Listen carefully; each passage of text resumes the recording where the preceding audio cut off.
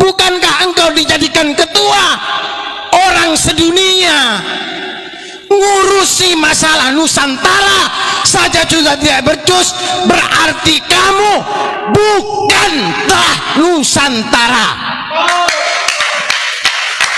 Jangan dibiarkan ini Nusantara. Kiai yang mengajarkan saya untuk menghormati mereka, ayah saya menghormati, sing putu Nabi dihormati, kiai juga begitu. Orang-orang yang mengajarkan saya untuk menghormati mereka malah direndahke, maka tidak terima, saya lawan.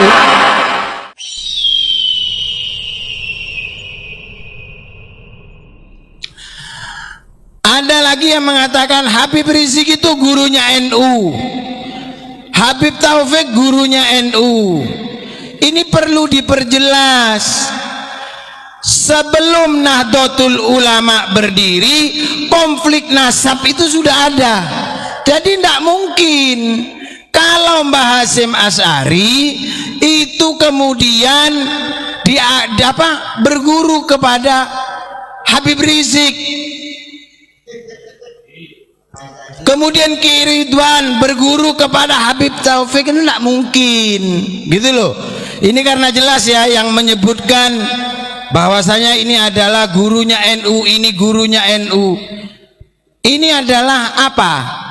Jangan sampai ada pembelokan. Kapan efeknya? Efeknya itu bukan sekarang, tapi nanti 10, 20, 30 tahun yang akan datang. Wong NU dengan Robitoh Alawiyah berdiri ini setelah Nahdlatul Ulama berdiri. Berarti sebelum ada Robitoh Alawiyah belum ada gelar Habib.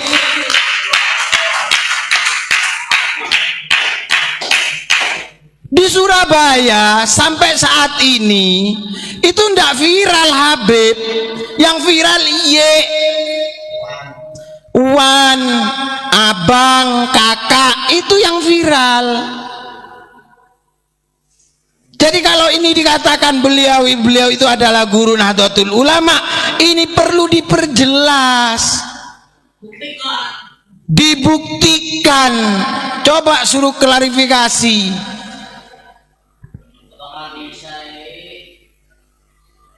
Kalau diklarifikasi, ini ngomong depan duria-durianya pendiri Nahdlatul Ulama. Mohon maaf, ulama Nusantara ini, ulama-ulama Jawa, ulama-ulama Madura, ulama-ulama Sumatera, Kalimantan, ini adalah poros dunia. Siapapun mengakui, bahkan baru-baru ini mengakui, ada yang mengakui apa?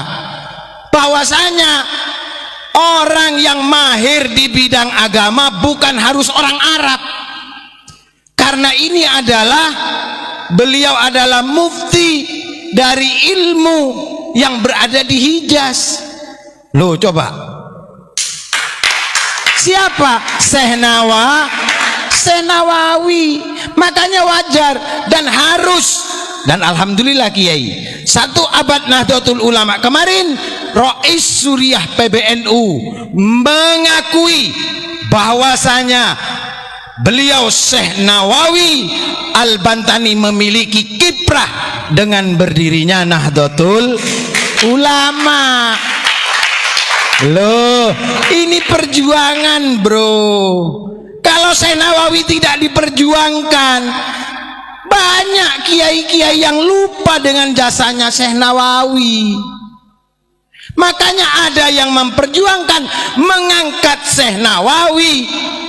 Ini satu gelombang besar ini, sebuah badai besar.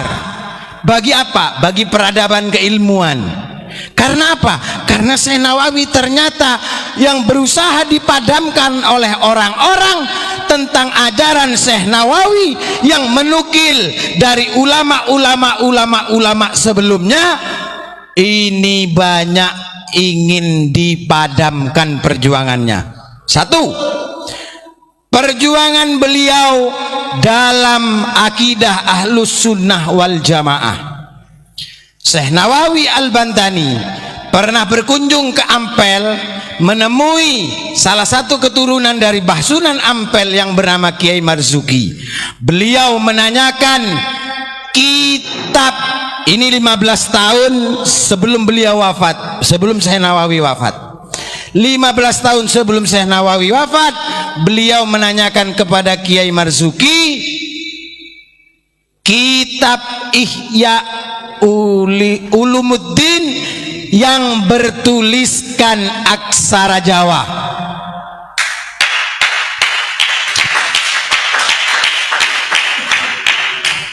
Berarti apa? Berarti memang di Jawa ini apa yang dikatakan oleh Kiai As'ad Samsul Arifin, bahwasanya akidah Ahlus Sunnah wal Jamaah dititipkan oleh Rasulullah, diperintahkan oleh Rasulullah kepada Raden Ahmad Rahmat Sunan Ampel, ini benar adanya. Karena apa? Karena Syekh Nawawi menginginkan kitab itu untuk diedukasikan, untuk ditarbiyahkan di Hijaz. Ini loh, Ihya Ulumuddin zamannya Mbah Sunan itu masih ada. Masih ada, ini ada yang megang ini.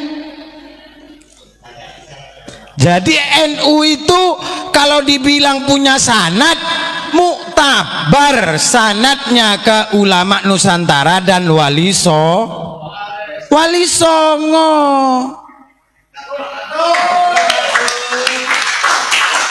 Sementara dari saudara-saudara itu mengakui betapa keilmuan ulama Nusantara ini sungguh sangat luar biasa.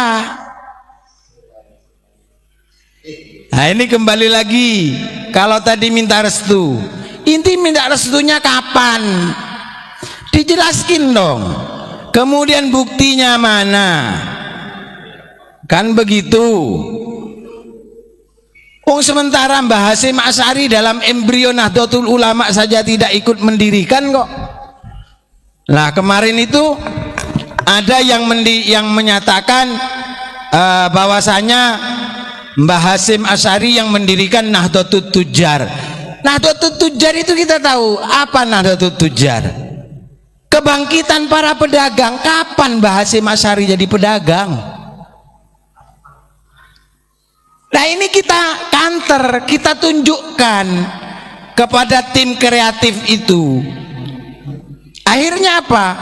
Karena Mbah Hasyim tidak ikut mendirikan Nahdlatul Tujjar. Nahdlatul Tujjar itu yang mendirikan adalah Mbah Yai Hasan Gipo.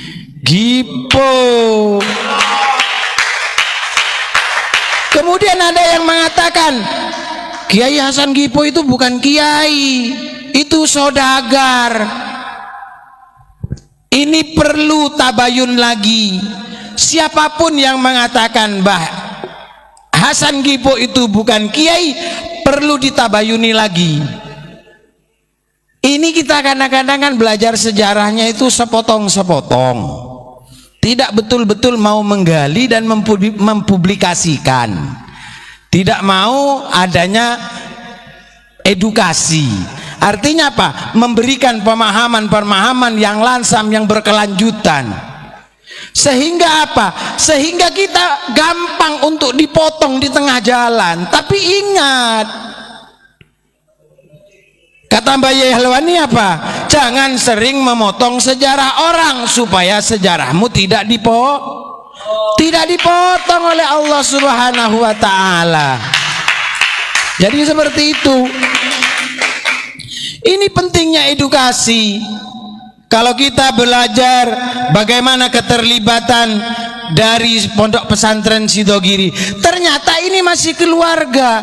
Keluarga dari siapa? Keluarga dari Syekhona Khalil, karena kakeknya satu dari siapa? Kiai Asror. Kiai Asrar dari Sayyid Sulaiman dari Mbah Sunan Gunung Jati.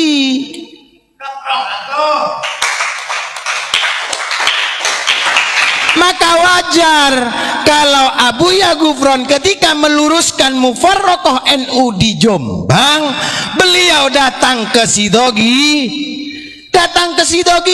ternyata ada sama-sama dari keturunan Sunan Gunung Jati. Makanya berani untuk tabayun. Loh, ini loh ulama gentleman. Jangan hanya diam aja. Ketika umat ini, kata Kiai Nartib ini, merasa kebingungan di bawah antara yang hak dan yang batil, antara yang bayin dan yang bohong, ini perlu dijawab. Siapa yang tergugat? Ngomong, kamu nggak bisu, kamu nggak bodoh. Ngomong, bicara. Bukankah engkau dijadikan ketua orang sedunia, ngurusi masalah Nusantara saja juga tidak becus, berarti kamu bukanlah Nusantara. Jangan dibiarkan ini Nusantara. Tidak akan ada efeknya bagi mereka yang cuek, tapi bagi mereka yang teliti ini akan menimbulkan percikan-percikan kebencian. Jangan dibiarkan berlarut-larut. Tabayun. Kalau kami berani menyampaikan begini kepada PBNU, kami sudah sampaikan, Kiai, melalui sekretaris Khatib Suriah. Bagaimana polemik ini, Kiai? Jangan sampai nanti di bawah ini saling cakar-mencakar. Gejolak ini harus ditangani dengan serius. Karena apa? Negara ini tidak berdiri dengan kaki sebelah, dengan satu kaki, tapi negara ini disonggoh oleh berjuta-juta kaki dan berjuta-juta intelektual. Ini perlu dijawab. Monggo. Supaya apa? Supaya tidak menjadi kembang api kebencian. Kalau kita menjelaskan apa yang ada di dalam kitab ini, apa yang di dalam kitab itu, kita dianggap menyerang. Ngapain lu beli kitab? Ngapain kitab itu ditulis? Udah bakar aja kitab-kitab itu. Berarti Indonesia sudah tidak butuh kitab, tidak butuh ilmu. Ulama Indonesia sudah tidak mau berpegang teguh kepada ulama. Lah iya, jika setiap apa yang disampaikan secara ilmiah dari berbagai khasanah keilmuan para ulama ini dianggap kebencian. Jadi tidak ada untuk faktor menyerang. Kita menyampaikan tentang PBNU, tentang Mbah Hasyim Asy'ari. Ini mohon maaf, tidak ada sama sekali tendensi. Justru ini menyelamatkan nama beliau. Jangan dicangkok-cangkokkan. Karena apa? Mohon maaf, Mbah Hasyim Asy'ari itu diberikan gelar Rois Akbar begitu saja ketika masih ada, nggak mau kok. Kan begitu. Karena ini saking takdiman wa takriman untuk menghargai jasa keilmuan beliau, maka Mbah Wahab Hasbullah memberikan gelar Rois Akbar, tentunya juga dengan persetujuan para pengurus PBNU. Dangkel sapi tukul kok kecubung mendemi wong. leres mboten Bu? Nggih, nek ana pitik mesti anake ya kek ana ngaku anak pitik lah kok jugruk. Percaya mboten jenengan?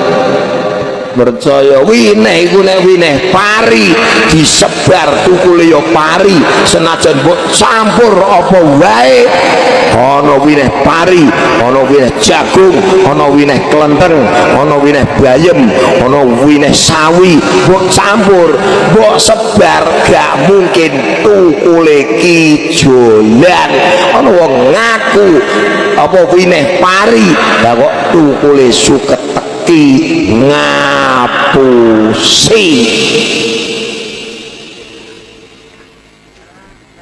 Soalnya nih kalau teng Budi mawon itu kadang-kadang dibeseni kali kiai-kiai. Kalau nih paling getol masalah ngeten ini sudah lama karena saya tidak paham kiai-kiai yang mengajarkan saya untuk menghormati mereka.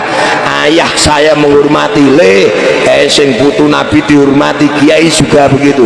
Orang-orang yang mengajarkan saya untuk menghormati mereka malah direndahke, maka tidak terima, saya lawan.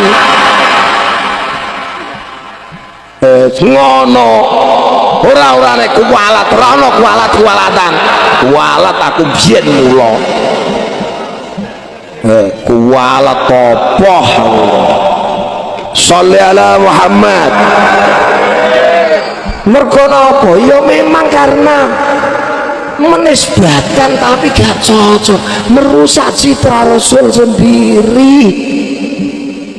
Wis to, niki harus dipahami ngeten niki. Bukan berarti saya benci mereka, enggak.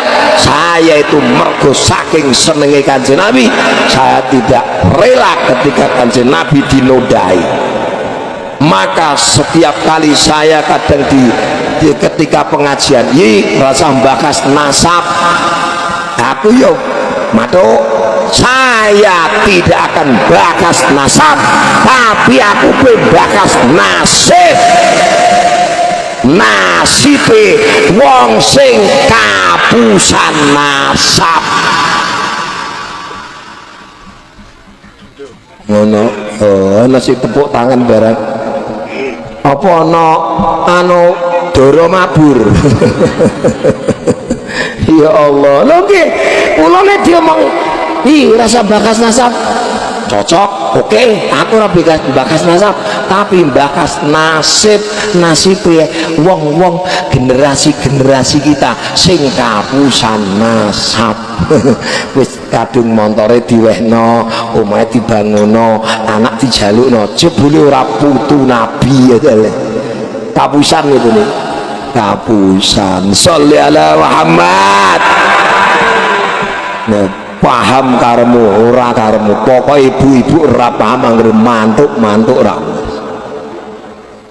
Ketoke mudengan ngoten Ibu ya. Yo nggih, saya sebab bakas nasib anak-anak kita yang selalu mengkonsumsi sejarah-sejarah palsu. Kadang-kadang ziarah di makam-makam yang palsu. Ini nasib ini yang harus dipikirkan. Watuk karepe ora karepe iki terakhir yo nyamuk ngono wae. Nang pati lho. Keluargane kula niku wong pati kabeh. Kula niku keluargane kula termasuk sampai nek kenal conteng si tukang gelut, sampai ini saat ini dadi petinggi kita gak patek seneng gelut. Keceh nih keluargane kula kuwapi tugi apa Lebak Kancil, apa niku lurah apa Brono niku mungkin Ngilen mriko keluargane kula niku Mbali Adi. Niku senengane gelut kabeh. Masya Allah, di dulur kok senangannya gelut. Masya Allah.